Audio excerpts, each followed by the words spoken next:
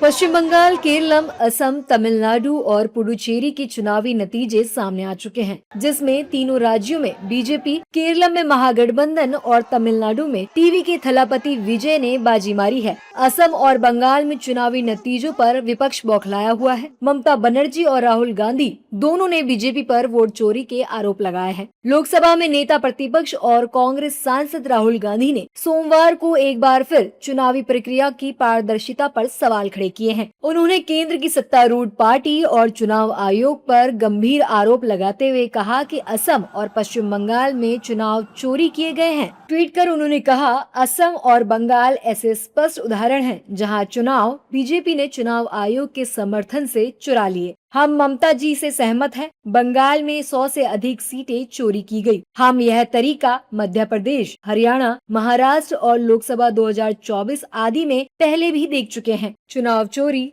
संस्था चोरी, अब और चारा ही क्या है। राहुल गांधी के आरोपों को लेकर अब सियासी बयानबाजी भी तेज हो गई है। बीजेपी नेताओं ने चुनाव प्रचार के दौरान ही कांग्रेस पर निशाना साधते हुए कहा था कि विपक्ष हार रहा है और ये अपनी हार का ठीकरा चुनाव आयोग के सिर फोड़ने वाला है, और हुआ भी यही। बीजेपी नेताओं ने अपने बयान को दोहराते हुए कहा है कि जहां कांग्रेस जीतती है वहीं चुनाव आयोग सही, जहां हारती है वहां वोट चोरी।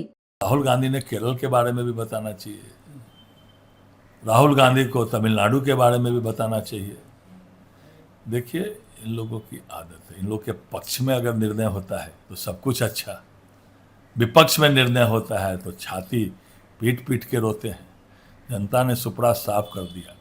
कांग्रेस लगभग देश मुक्त कांग्रेस जो है हो रही है, इसलिए छाती पीटने से काम नहीं चलेगा। अपने गलती को चिन्हित करना चाहिए, कहाँ कांग्रेस गलत कर रही है, सुपड़ा साफ हो रहा है। जब कांग्रेस सत्ता में था तो लोग जीतते थे, क्या चुनाव कमीशन जीता देता था? हार जीत तो जनता के हाथ में है। जिन्होंने जनता जनार्दन के साथ धोखा करता है ना, अपमान करता है, उनके साथ ऐसा ही होता है। आज टीएमसी के साथ जो हुआ बंगाल में। अब ये कांग्रेस पार्टी और ममता दीदी हार को स्वीकार नहीं रही है। हार के स्वीकारना चाहिए। कांग्रेस की दुर्गति बंगाल में देखा है ना, अभी और होने वाला है। सब जगह पर, सब जगह साफ हो ही गया है और साफ होगा। अरे जनता के जो मैंडेट है उसको स्वीकारो भाई, हार मानो और अपनी गलतियों के लिए माफी मांगो। बंगाल में बीजेपी के दिग्गजों का नारा 4 मई टीएमसी गई पूरी तरह सच हुआ। करीब 15 साल बाद बंगाल में टीएमसी साफ हो गई। अब बंगाल बिना गठबंधन पूरी तरह से केसरिया हो गया है और बंगाल पर पूरे देश की नजर थी और बंगाल में बीजेपी की बम्पर जीत से विपक्ष तिलमिलाया हुआ है। हालांकि राहुल के बयान पर अब सियासी बयानबाजी जारी है।